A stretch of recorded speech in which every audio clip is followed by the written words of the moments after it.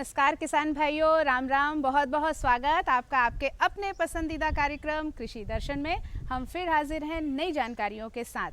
आज इस कार्यक्रम में आप जानेंगे पैशन फूड उत्पादन तकनीक के बारे में और जानकारी आपको मिलेगी गन्ने की उन्नत प्रजातियों की। तो सबसे पहले बात हो जाए पैशन फूड उत्पादन तकनीक की, जिसकी जानकारी देंगे डॉक्टर आशुतोष शर्मा, कृषि वैज्ञानिक, कृषि विज्ञान केंद्र नरसिंहपुर से हैं। किसान भाइयों, फूड उत्पादन के माध्यम से हमारे किसान भाई अपनी आय दुगनी कर सकते हैं, लाभ कमा सकते हैं और एक नगद फसल के रूप में अच्छा उत्पादन भी ले सकते हैं।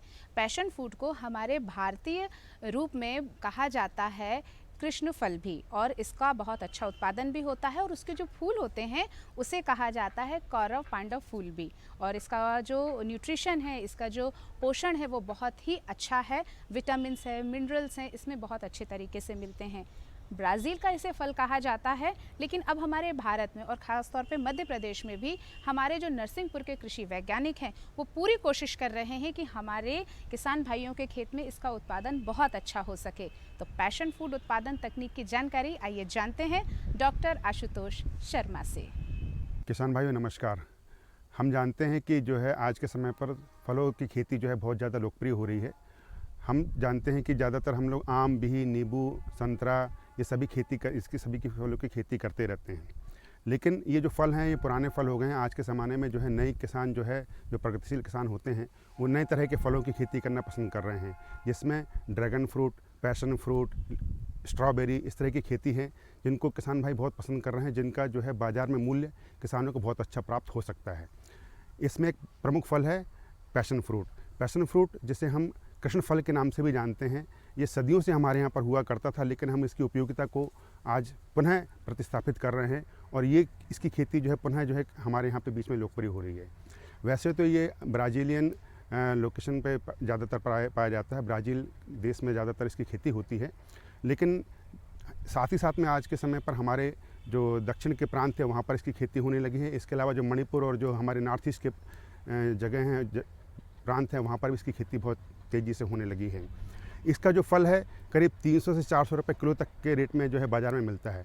तो ये बहुत ही आवश्यक है कि हम इसकी खेती करने के तरीक़े को समझें और लगाने का प्रयास करें। किसान भाई, जो मेरे हाथ में आपको ये फल दिखाई दे रहा है, यह पैशन फ्रूट है। इसका जो ऊपर का जो भाग होता है बहुत कड़ा होता है, इसको हम कई दिनों तक रख सकते हैं। किसी भी फल के लिए सबसे अच्छी क्वालिटी क्या होती है कि उसकी हम कीपिंग क्वालिटी कितने दिन तक हम उसको रख सकते हैं। तो इसको आप आराम से जो है 15 से 20 दिन तक आराम से आप इसको जो है रख सकते हैं। इसको अगर हम इस्तेमाल करें तो इसके अंदर हम काटते हैं तो इसके अंदर जो गूदा निकलता है उसका एक बहुत ही मीठा अलग तरह का स्वाद होता है, पीले कलर का होता है, और इसके अंदर जो बीज होते हैं वो काले कलर के होते हैं। हम इसकी नर्सरी तैयार करने के लिए इसके जो काले जो बीज होते हैं इसका इस्तेमाल कर सकते हैं। काले बीज जो होते हैं इसको हम जब साफ़ करके इसको जब हम सुखाकर पॉलीथीन बैग में डालते हैं तो करीब जो है 15-20 दिन में इनमें से निकलना लगता है, लेकिन थोड़ा सा इसमें दिक्कत जाती है, इसके जर्मिनेशन में थोड़ी सी समस्याएं आती हैं। इसको दिक्कत ये रहती है कि हम इसको आसानी से लगा नहीं पाते हैं। तो उसके साथ साथ हम अगर प्रयास करें तो इसकी कटिंग को भी हम इस्तेमाल कर सकते हैं और कटिंग के माध्यम से भी हम इसको लगा सकते हैं। कटिंग से जो है आसानी से हम इसको उगा सकते हैं, नर्सरी में इसका इस्तेमाल कर सकते हैं। तो जब हम इसके पौधे तैयार कर लें तो इसका जो है सबसे उचित समय जो होता है बरसात के समय पर हम इसको अपने खेतों में लगा सकते हैं।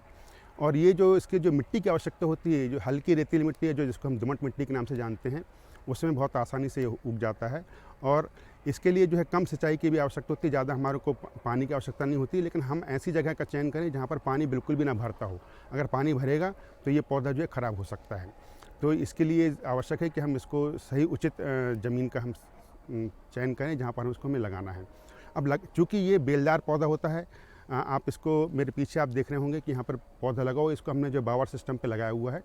इसको जैसे हम बेल के रूप में हमें लगता है पौधा, तो इसको हमारे को जब हम ज़मीन पर हमें लगाना है तो इसको हम करीब 3 बाय 3 मीटर या 4 बाय 2.5 मीटर की दूरी पर हम इसको आसानी से लगा सकते हैं। तो इसमें करीब प्रति हेक्टेयर जो है करीब 1100 से 1200 के आसपास पौधे आसानी से हम अपने यहाँ पे लगा सकते हैं। क्योंकि ये बेलदार पौधा होता है, बेल इसमें चलती है। बेल होने के कारण जो है इसको हम अगर बावर सिस्टम जो होता है, जैसे हम लौकी या कद्दू, इस तरह की जो लौकी वगैरह की जो फसल होती है जिसका हम इस तरह से मंडप बनाते हैं, उस मंडप पर हम इसको चढ़ा सकते हैं। और इसके साथ साथ इसको हम अगर वायर सिस्टम जो होता है जिसमें हम वायर होता है उसमें हम अगर इसको चढ़ाएँ तो उस पर भी आसानी से हो जाता है। किसान भाइयों, चूँकि ये 4 बाय 3 मीटर या 4 बाय 2.5 मीटर या 3 बाय 3 मीटर की दूरी पर हम लगाते हैं, तो उसके नीचे का जो स्थान होता है उसमें हम पहले 1-2 साल तक आसानी से जो है कोई भी हम फसल लगा सकते हैं, जो हमारे को अतिरिक्त मुनाफा प्रदान कर सकता है। और जब ये फल पूरा जो है आच्छादन हो जाता है, उसके बाद हम इसके नीचे जो छाया जब ज़्यादा होने लगेगी, तो उस समय पर हम इसके नीचे हल्दी अदरक टाइप की जो फसल हैं, जिसको कि हम छाया में भी उगा सकते हैं, वैसी फसल लगाकर हम अतिरिक्त लाभ प्राप्त कर सकते हैं। तो किसान भाइयों, ये जो फल है इसके हेल्थ बेनिफिट्स बहुत ज़्यादा हैं। हेल्थ बेनिफिट्स में गिनाऊंगा तो ये करीब 10-12 तरह के ऐसे जो मुख्य जो समस्याएं जो आज के समय पर आ रही हैं, उसमें ये बहुत ज़्यादा उपयोगी है। इसमें जो है विटामिन सी और विटामिन ए की मात्रा बहुत ज़्यादा मात्रा पाई जाती है, और इसके अलावा इसमें जो फ्री रेडिकल्स की उपलब्धता होती है, जो हमारे कैंसर के रोगों के लिए भी मदद करती है। तो अगर हम कैंसर का कोई व्यक्ति है तो इसके जो जूस का भी हम इस्तेमाल अगर करते हैं तो कैंसर के बढ़वार को हम रोक सकते हैं। इसके अलावा इसके जो फल को अगर हम नियमित या हम अंतराल पे या डॉक्टर की मदद से अगर हम इसका इस्तेमाल करते हैं, तो जो डायबिटीज़ के जो मरीज़ होते हैं उसमें भी जो इंसुलिन की जो है कमी वो नियंत्रित हम कर सकते हैं। मधुमेह के रोगी के लिए भी ये बहुत ही ज़्यादा लाभदायक होता है। किसान भाइयों, इसके अलावा आज के समय पर जो सबसे बड़ी समस्याएं चल रही हैं कि हमारा जो इम्यूनिटी सिस्टम, जो हमारे जो रोग प्रतिरोधक क्षमता है, वो बहुत कम हो गई है। इसको में भी अगर हम इस फल का इस्तेमाल हम डेली करते हैं, क्योंकि इसमें विटामिन सी, मिनरल्स और पोटेशियम, कई सारे तरह के तत्व पाए जाते हैं, जिसके जो हमारे जो है हेल्थ को बहुत अच्छा बढ़ा सकती है, हेल्थ में जो समस्याएं आ रही है उसको रिड्यूस कर सकती है। तो उसके लिए भी बहुत ज़्यादा उपयोगी ये फल है। इसके अलावा जो हमें हार्ट की जो समस्याएं आज के समय पर बढ़ रही है, उसकी जो है हार्ट के जो पंपिंग को और उसको सभी को नियंत्रित करने में भी ये काम करती है। इसके अलावा जो वज़न बढ़ता है लोगों में, वज़न बढ़ने वाले लोगों के लिए भी ये फल का जो है जूस जो बहुत ही उपयोगी होता है। इसके अलावा इसकी जो पल्प होता है, इस पल्प का भी इस्तेमाल जो है लोग जो है फेस क्रीम पैक वगैरह बनाने में करते हैं, जिससे कि हमारे जो स्किन की जो टाइटनेस है उसको बढ़ा सकते हैं। एंटी एजिंग प्रॉपर्टीज़ इसमें पाई जाती है, तो ये बहुत ही ज़्यादा उपयोगी है। मेरे हाथ में जो आपको फल दिखाई दे रहा है, ये पीले कलर का है। ये पकने पर पीले कलर का हो जाता है, करीब नींबू के इससे बड़ा हमारा ये फल होता है। और इसके जो है हमारे इसकी जो वैसे खेती में तो करीब 500 तरह की प्रजातियाँ अलग अलग इसका इस्तेमाल हो रहा है, जिसमें बैगनी कलर का और पीले कलर के ये फल हमारे प्राप्त होते हैं। पीले कलर का जो फल होता है ये थोड़ा बड़ा होता है, और जो बैगनी कलर का फल होता है वो थोड़ा छोटा होता है, लेकिन पल्प अंदर का जो है पीले कलर का निकलता है। और पीले कलर के अंदर इसमें जो है जो बीज होते हैं, लोग इसका चूँकि इसमें जो इंसुलिन को कंट्रोल करने की भी प्रॉपर्टीज़ होती है, तो इसका अगर आप बीज को भी अगर आप पीस के अगर आप खाएंगे तो भी इसमें कोई नुकसान हमारे को नहीं होता है। तो किसान भाई, ये ज़रूरी है कि हम इस तरह की खेती को, जो नई तरह की खेती है, इसको अपनाने का प्रयास करें। अगर आप इसको जो है 1 हेक्टेयर की अगर हम बात करें तो इसमें करीब 1200 पौधे हमारे लगेंगे 3 बाय 3 मीटर के अंतराल पर, और इससे करीब हम जो है 20 टन तक, 10 से लेकर 20 टन तक का हमारा उत्पादन प्रतिवर्ष से हम प्राप्त कर सकते हैं। सबसे अच्छी चीज़ क्या है कि ये साल में 2 बार आप इसमें से फल प्राप्त हो सकते हैं, और इसकी जो सही समय होता है वो होता है 10 से, जब हमारा टेम्परेचर जो होता है 10 से लेकर 30 डिग्री टेम्परेचर के बीच में रहता है, उस समय पर इसमें जो फलन और फूलन बहुत अच्छा आता है। तो हम जानते हैं कि हमारा जो मध्य क्षेत्र है, मध्य प्रदेश का क्षेत्र है, वहाँ पर जो टेम्परेचर 10 से 30 डिग्री टेम्परेचर, 40 डिग्री टेम्परेचर तक रहता है, तो उसको भरपूर मात्रा में धूप प्राप्त होती है, जिससे कि इसका उत्पादन भी बहुत अच्छे से हो सकता है। थोड़ा सा टेम्परेचर जब डाउन होता है तो इसकी जो पत्तियाँ सिकुड़ने लगती हैं और उसमें जो फूलना और फलने की जो क्षमता कम हो जाती है। तो उस समय का अगर हम पीरियड को छोड़ के चलें तो बाकी ये जो है साल में 2 बार, ठंड के समय के पहले और हमारे मई जून के आसपास भी इसमें फल प्राप्त होते हैं। पौधा लगाने के जो है इसमें करीब 10 से लेकर 15 महीने के अंदर में ही इसमें से फल प्राप्त हो जाता है। ये एक ऐसा फल है जो इतने जल्दी फल देना चालू कर देता है कि जो हमारे लिए एक बहुत ही अच्छा फल साबित हो सकता है। क्योंकि हम इसको सीधे खा नहीं सकते हैं, क्योंकि ये खट्टा फल होता है। खट्टे होने के कारण इसको हम जूस के रूप में, जैम, जेली बनाकर और अन्य फलों के साथ में इसको हम मिक्स करके भी हम इसको इस्तेमाल अगर करते हैं तो हमारे स्वास्थ्य के लिए बहुत ही अच्छा हो सकता है। तो किसान भाइयों, मैं चाहूँगा कि आप इसकी खेती को समझने का प्रयास करें, करने का प्रयास करें। कृषि विज्ञान के नर्सिंग पिछले 3 साल से इसको अपने यहाँ पर लगा के रखा हुआ है, और इसका उत्पादन हर साल वो ले रहा है। कुछ किसानों के यहाँ पर हमने इसको ट्रायल के रूप में दिया हुआ है, जहाँ पर इसके परिणाम बहुत ही संतोषजनक प्राप्त हो रहे हैं। इसके लिए आवश्यक है कि हम इसको धूप हमारे को मिलना आवश्यक है। अगर हम इसको छायादार स्थान पर लगा देंगे तो इसका फलन नहीं होगा, लेकिन अगर हम इसको किसी पेड़ के साथ में सहारे के रूप में अगर हम चढ़ाने का प्रयास करें तो वहाँ पर भी चढ़ जाता है और उसके सहजीवी के रूप में काम करता है। उस पेड़ को किसी तरह का नुकसान नहीं करता है, साथ में उसमें फल भी उसमें प्राप्त होते रहते हैं। तो इसके बहुत ही अच्छा एक पैटर्न निकल कर आ रहा है कि जो हमारे यहाँ के नरसिंहपुर, हमारे मध्य प्रदेश के लिए इसकी खेती की संभावनाएं बहुत अच्छी हो सकती हैं। क्योंकि ये नया फल है, हमारे यहाँ पर अभी किसी लोगों ने इसको ट्राई नहीं किया है, किसी व्यक्ति को इसको जानते नहीं हैं। हम इसको जो है आपको दिखाना चाहेंगे कि हम इसको कैसे हम इसका इस्तेमाल कर सकते हैं। ये जो मेरे हाथ में जो फल दिखाई दे रहा है, इसको हम सीधे सिंपल इसको काट सकते हैं और ये आसानी से कट जाता है। कटने के बाद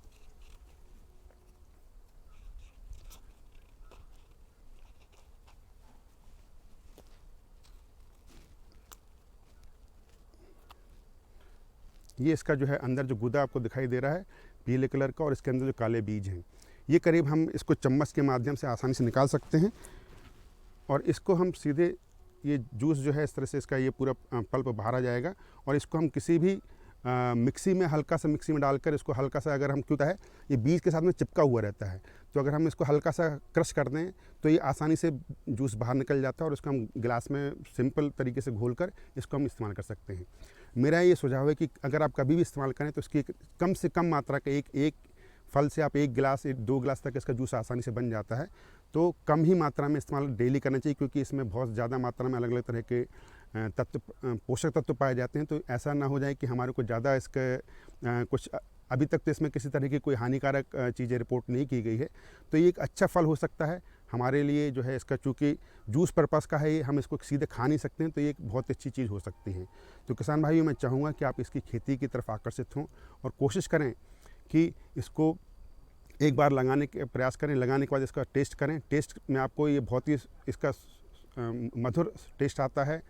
पीले कलर का होने के कारण इसका जो हम जैसे गन्ने जैसे आम का जो रहता है उसके तरह से इसका जो कलर आता है, तो हमारे को इसका टेस्ट भी बहुत अच्छा लगता है।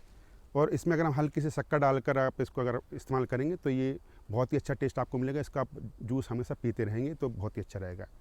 और मैं चाहूँगा कि किसान भाई इसको अवश्य अपनाएं।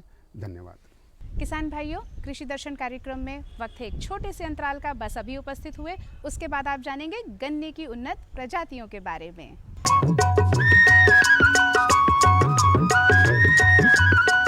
अरे सुन तो। मुझे क्या सुनाना चाहते हो? जो सुनाओ मेरी सौतन को। किसको? अरे वही तुम्हारा मोबाइल फोन जिससे सुबह शाम दिन रात चिपके रहते थे और कहते थे किसान कॉल सेंटर से बातें हो रही हैं। अच्छा ये बात है। हाँ, क्यों, क्या हुआ? अब बात नहीं होती क्या? अब तो झट से बात हो जाती है। संबंधी समस्याओं का अपनी भाषा में तुरंत हल पाने के लिए पूरे भारत में किसी भी फोन से हेल्पलाइन नंबर पर संपर्क करें। किसानों का दोस्त किसान कॉल सेंटर।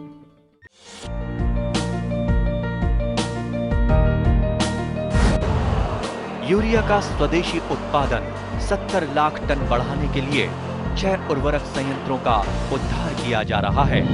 FCIL के गोरखपुर, सिंदरी, तलचर और रामागुंडम संयंत्र, HFCL की बरौनी इकाई और BVFCL की नामरू फोर्थ। सोने पर सुहागा ये है कि देश में अब बनेगा सिर्फ नीम लेपित यूरिया, क्योंकि इससे होगा किसानों का फायदा ही फायदा।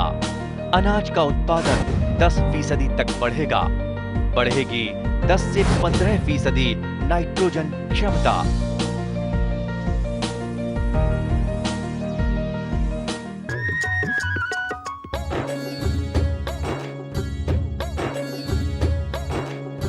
कृषि दर्शन कार्यक्रम में अंतराल के बाद आपका फिर से स्वागत है। अब हम जानकारी लेंगे गन्ने की उन्नत प्रजातियों के बारे में। मीठा मीठा गन्ना अगर सही तरीके से उपजाया जाए तो बहुत सारा मीठा लाभ भी देता है कि उन्नत प्रजातियों का उपयोग करके हमारे किसान भाई अच्छे से अच्छा अपना व्यवसाय और अपनी फसल उत्पादन कर सकते हैं। डॉक्टर SR शर्मा कृषि विज्ञान केंद्र नरसिंहपुर के आपको दे रहे हैं गन्ने की उन्नत प्रजातियों की जानकारी।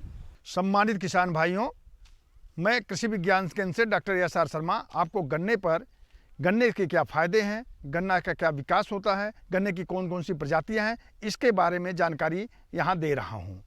किसान भाइयों, आप अच्छी तरह जानते हैं कि हमारा गन्ना एक नकदी फसल है, जिससे हम अब उसको उत्पादन कर करके अधिक से अधिक पैसा प्राप्त कर सकते हैं। लेकिन सबसे बड़ी चीज़ होती है कि कौन सी जातियों का चुनाव कब करना चाहिए, जातियां कैसी होनी चाहिए, इस पर हमारा उत्पादन आश्रित करता है। यदि हमने अच्छी जातियों का चयन किया है तो 20% उत्पादन हमारा अच्छे जातियों के उत्पादन से हो जाता है। गन्ना नरसिंहपुर जिले में, जो मध्य प्रदेश का एक जिला है नरसिंहपुर, यहाँ 70,000 हेक्टेयर में गन्ने का उत्पादन लिया जाता है। विभिन्न प्रकार की प्रजातियां गन्ने की यहाँ लगाई जाती हैं, जो जवाहरलाल नेहरू कृषि विश्वविद्यालय द्वारा विकसित की गई जाति कोजेएन कोयम्बटूर जवाहरलाल नेहरू कृषि विश्वविद्यालय 9505, जो 2016 में निकाली गई थी, बहुत ही उन्नत और मध्यम मोटे किस्म का गन्ना है। दूसरा जाति जो जवाहरलाल नेहरू कृषि विश्वविद्यालय से निकाली गई है कोयम्बटूर JN 86,600, मोटा गन्ना है, और सबसे बड़ी चीज़ है कि मोटा गन्ना होते हुए भी इसकी जड़ी अच्छी होती है। तीसरी जाति जो जवाहरलाल नेहरू कृषि विश्वविद्यालय से निकाली गई 86,572, ये मध्यम मोटा गन्ना है। ये गुड़ के लिए साथ ही साथ चीनी के उत्पादन के लिए भी अच्छा है। जो हमारे नरसिंहपुर जिले में सबसे जातियों जो हमारी विकसित की गई हैं उनमें ज़्यादा कवर किया है क्षेत्रफल, उसमें है कोयम्बटूर 86,032। यह इस जाति का गुड़ भी अच्छा होता है और चीनी भी अच्छा होता है, साथ ही साथ इसका उत्पादन अन्य प्रजातियों से ज़्यादा होता है, जबकि ये प्रजाति हमारी बहुत पुरानी है, फिर भी आज के क्षेत्र में आज के में लिए ये उत्पादन अच्छा होता है। दूसरा है BSI की रिलीज की गई वैरायटी 8005। ये जाति मध्यम मोटा होता है। इसमें किसी प्रकार के रोग की इस समय जो है पहचान नहीं हो पाई है, कोई रोग इसमें अभी नहीं आया है। और जो हमारी जो कोयम्बटूर शाहजहाँपुर की जातियाँ हैं 13,235 COS 13,235, बहुत ही बढ़िया गन्ना है, मध्यम मोटा गन्ना है। और सबसे बड़ी चीज़ है कि जो गन्ने के हम जातियों को देखते हैं, गन्ने की कौन सी जातियाँ ली जाएं, उसमें हमको ये है कि गन्ना हमारा मोटा होना चाहिए, गन्ना बीच से खोखला नहीं होना चाहिए, गन्ने की पत्तियां मोर पंख की तरह होना चाहिए, गन्ने की जड़ी अच्छी होनी चाहिए। उस पर हमारा 13,235 गन्ना जात खरा उतरता है। साथ ही जो हमारी अन्य प्रजातियां हैं जो कोयम्बटूर लखनऊ से निकाली गई हैं, कोई करनाल से निकाली गई हैं, और साथ ही साथ पंतनगर विश्वविद्यालय से निकाली गई हैं, इन जातियों का विकास के साथ ही साथ कोयम्बटूर जालंधर से जो हमारी जातियां निकाली गई हैं, इन सब जातियों का समावेश हमारे ज़िले में है। लेकिन सबसे ज़्यादा जो जातियां हमारी है, जैसा हमने किसान भाइयों आपको बताया 86,032 जो नीरा नाम से जाना जाता है, इस क्षेत्र में बहुत ही बढ़िया जाति है और इसका क्षेत्रफल हमारे नरसिंहपुर में 50% से ज़्यादा है। किसान भाइयों, एक चीज़ और मुझे बताना है कि गन्ने की प्रजातियों का चुनाव करते समय आप ध्यान दें कि जिस गन्ने की प्रजाति जड़ी होती है, जिस तरह से हम लोग मूलधन के साथ ब्याज पे ज़्यादा फोकस करते हैं, उसी तरह से हमारा जो है बावक के साथ हमारी जो है जड़ी भी अच्छी होनी चाहिए। और हमारे नरसिंहपुर ज़िले में किसान भाई 4 साल तक एक ही जातियों को लेते हैं, और बड़े ताजुब की बात यह है कि जातियों का उत्पादन हमारे जड़ी और मरी में भी नहीं कम हो पाता है, क्योंकि हमारा जो गन्ना किसान भाई है वो नीचे से काटता है जातियों को, और जातियों को जब हम नीचे से कट करते हैं तो उस समय हमारी जातियों में फुटाव अच्छा होता है, जिससे कल्ले अच्छे निकलते हैं, और साथ ही साथ बढ़वार भी हमारा बहुत अच्छा होता है। किसान भाइयों, आपको ये भी अवगत कराना है कि हमारी जातियों की जो हम लेते हैं, उन जातियों को ध्यान भी देना है कि बोते समय हमारे किसान भाई कुछ ऐसे हैं जो जातियों के जो टुकड़े होते हैं वो 4 आंख के काटते हैं, 5 आंख के काटते हैं, 3 आंख के काटते हैं। जितने छोटी टुकड़ा होगा उतना जमाव अच्छा होगा। जबकि किसान भाइयों, हमको आपको पता है कि हमारा जो जमा प्रतिशत होता है गन्ने का 33% होता है। साथ ही गन्ना एक ऐसी फसल है जो हर तरह के भूमि में होता है, लेकिन सबसे ज़्यादा अच्छा गन्ना जो है दोमट मिट्टी में होता है, उसके बाद काली मिट्टी में होता है। हमारे नरसिंहपुर के किसान भाई 400 कुंटल से लेकर के 800 कुंटल प्रति एकड़ तक उत्पादन लेते हैं। बताए गए अनुसार आप जातियों का चयन करें और आप अधिक से अधिक लाभ प्राप्त करें। आपको हमारे इस वार्ता से जो आप अवश्य लाभ मिलेगा, और अगर कोई परेशानी होती है आप कृषि विज्ञान केंद्र नरसिंहपुर से संपर्क भी कर सकते हैं। धन्यवाद। कृषि दर्शन कार्यक्रम में अब वक्त है खबरें खेती जानने का, तो आइए देखते हैं खबरें खेती की। नमस्कार, बहुत स्वागत है आपका। मैं हूं आपके साथ सोनू सेन। आइए जानते हैं खबरें खेती की। रबी फसलों की बुआई में वृद्धि, उन्नत कृषि का प्रशिक्षण दिलाना जरूरी, सूरजमुखी की लाभदायक खेती, गेहूं में नींदा नियंत्रण के उपाय, रबी फसलों में जल प्रबंधन। और अब खबरें विस्तार से। देश भर में रबी फसलों की बुआई का रकबा 457 लाख हेक्टेयर से बढ़कर 526 लाख हेक्टेयर हो गया है। 69 लाख हेक्टेयर का ये अंतर वर्ष 2021-22 की इसी अवधि की तुलना में 15% अधिक है। रकबे में वृद्धि सभी फसलों में हुई है, लेकिन सबसे ज़्यादा वृद्धि गेहूं में देखने को मिली है। सभी रबी फसलों के रकबे में हुई 69 लाख हेक्टेयर की वृद्धि में से इसमें से 52 लाख हेक्टेयर की वृद्धि गेहूं के रकबे में हुई है, जो कि 204 लाख हेक्टेयर से बढ़कर 256 लाख हेक्टेयर हो गई है। रबी सीजन में गेहूं के बाद तिलहन के रकबे में सबसे अधिक वृद्धि हुई है। सभी दालों के रकबे में हुई 3 लाख हेक्टेयर की वृद्धि में से 2 लाख हेक्टेयर की वृद्धि अकेले चने की फसल में हुई है। सरकार सभी फसलों की उत्पादकता बढ़ाने पर जोर दे रही है और इसके लिए किसानों को तकनीकी सहायता और महत्वपूर्ण इनपुट के बारे में भी बताया जा रहा है। इसके अलावा एज-वाई भी बीज मिनी किट भी मुफ्त में दिए जा रहे हैं। किसान भाइयों, अब बात करेंगे उन्नत कृषि का प्रशिक्षण दिलाना बेहद ज़रूरी है। मुख्यमंत्री शिवराज सिंह चौहान ने कहा है कि प्रदेश में किसानों को आधुनिक कृषि का प्रशिक्षण दिलवाया जाएगा। विशेष प्रदर्शनियों के माध्यम से आपको बताएं कि नवीनतम कृषि उपकरण और तकनीक के बारे में किसानों को जानकारी दी जाएगी। मुख्यमंत्री ने कहा कि किसानों के कल्याण के लिए लगातार काम हो रहे हैं और अधिकतम कार्य किए जा रहे हैं। इसके लिए निरंतर चिंतन भी हो रहा है। कृषक कल्याण सरकार की पहली प्राथमिकता है। मुख्यमंत्री ने कहा कि किसान गौरव सम्मेलन में जिस तरीके से किसानों को जानकारी दी जा रही है, उन्होंने कहा कि ज़िलों में ऐसी बड़ी प्रदर्शनियां भी लगाई जाएंगी जिसमें आधुनिकतम कृषि उपकरणों का प्रदर्शन होगा। इनके अवलोकन से किसान प्रशिक्षित भी होंगे और कृषि कार्य को आसान भी बना सकेंगे। किसान भाई नई कृषि तकनीक के बारे में भी जानकारी हासिल कर सकेंगे। इसके अलावा आम के आम गुठलियों के दाम के सिद्धांत पर भी अधिक लाभ प्राप्त कर सकेंगे। इस मौके पर मुख्यमंत्री ने कहा कि प्रदेश में प्राकृतिक कृषि को अपनाने में भी किसान काफ़ी रुचि व्यक्त कर रहे हैं। अब सूरजमुखी की लाभदायक खेती के बारे में हम किसान भाइयों जानेंगे। सूरजमुखी एक प्रमुख तिलहनी फसल है। सूरजमुखी को प्रायः तीनों मौसमों में बोया जा सकता है, लगाया जा सकता है। सूरजमुखी से आधुनिकतम तकनीक के साथ काम करने पर किसानों को काफ़ी फायदा होगा और उत्पादन पाने के लिए संकर किस्मों का उपयोग करना चाहिए। कृषि वैज्ञानिकों ने किसानों को सलाह दी है कि सूरजमुखी से बढ़िया आमदनी के लिए हमेशा उन्नत किस्म के नए बीज या संकर बीजों को ही बोना चाहिए। सूरजमुखी की संकर किस्में 95 से 115 दिन में पककर तैयार हो जाती है। संकर एवं उन्नत किस्मों से 25 से 28 क्विंटल प्रति हेक्टेयर उत्पादन लिया जा सकता है। सूरजमुखी की प्रमुख संकर किस्में ज्वालामुखी, दिव्यमुखी, MS-HF एवं 8 एवं 17। इसके अलावा BHSF एक प्रमुख है। उन्नत किस्मों में मॉडर्न सूर्या एवं इसी अधिकतम उत्पादन देने में सक्षम है। गेहूं में नींदा नियंत्रण के उपाय के बारे में अब हम जानेंगे। गेहूं की बोनी का कार्य अब समाप्त होने की स्थिति में है। एक अनुमान के मुताबिक गेहूं की फसल में खरपतवारों से पैदावार में 25 से 30% की कमी सामान्य अवस्था में आ जाती है। विशेष परिस्थितियों में अत्यधिक प्रकोप होने पर कभी कभी तो पूरी की पूरी फसल नष्ट हो जाती है।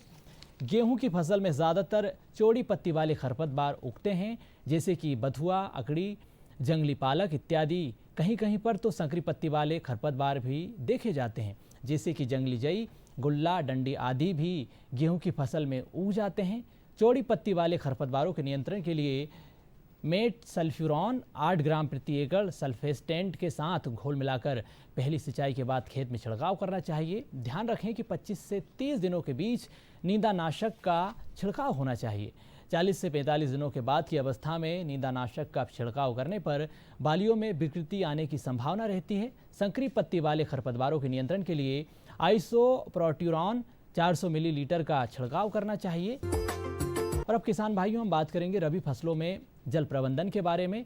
रबी मौसम की प्रमुख फसलों में गेहूं, चना, सरसों इत्यादि में क्रांतिक अवस्थाओं में सिंचाई करें। गेहूं की फसल में सिंचाई पहली बोनी के आपको बताएं कि 20 से 22 दिनों के बाद करें। शीर्ष जड़ें निकलने की अवस्था में दूसरी सिंचाई होनी चाहिए और बोनी के 40 से 45 दिनों के बाद कल्ले निकलने की अवस्था में तीसरी सिंचाई होनी चाहिए। गर्भावस्था के समय बोनी के 60 से 65 दिनों के बाद करनी चाहिए। चौथी सिंचाई की अगर हम बात करें तो बालियां निकलते समय ये करनी चाहिए। 80 से 85 दिनों के बाद पांचवी सिंचाई फूल आने की अवस्था में होनी चाहिए। और अब छठी सिंचाई की हम बात करें तो दानों में दूध भरने की अवस्था में ये छठी सिंचाई करनी चाहिए। कम सिंचाइयाँ उपलब्ध होने की स्थिति में पहली सिंचाई शीर्ष जड़ निकलने की अवस्था में करें। दूसरी सिंचाई आपको बता दें कि गर्भावस्था में एवं तीसरी दानों में दूध भरने की अवस्था में करना चाहिए। शीर्ष जड़ें निकलने एवं दानों में दूध भरने की अवस्था में अनिवार्य रूप से सिंचाई करना चाहिए। चने एवं मसूर की फसल में पहली सिंचाई फूल आने के समय पर होनी चाहिए और दूसरी सिंचाई फलियों में दाने भरते समय करनी चाहिए। सरसों की फसल में पहली सिंचाई बढ़वार के समय बोनी के 30 दिनों के बाद एवं दूसरी सिंचाई फसलियों में दाने भरने की अवस्था में होनी चाहिए, यानी कि जब फलियों में दाने भराने की स्थिति बन रही हो उस अवस्था में दूसरी सिंचाई करनी चाहिए। फिलहाल किसान भाइयों, आज खबरें खेती में इतना ही। नमस्कार।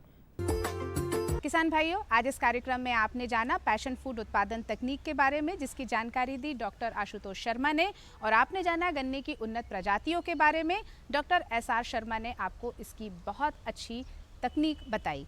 तो किसान भाइयों, आप इसका उपयोग कीजिए और इससे अच्छा उत्पादन लीजिए। अच्छी तरह से गन्ने का उत्पादन हो, पैशन फूड से आपको नकदी फसलों में आपको सुविधा मिले, यही हम उम्मीद करते हैं। अब हमें दीजिए अनुमति, स्वीकार कीजिए हमारा नमस्कार।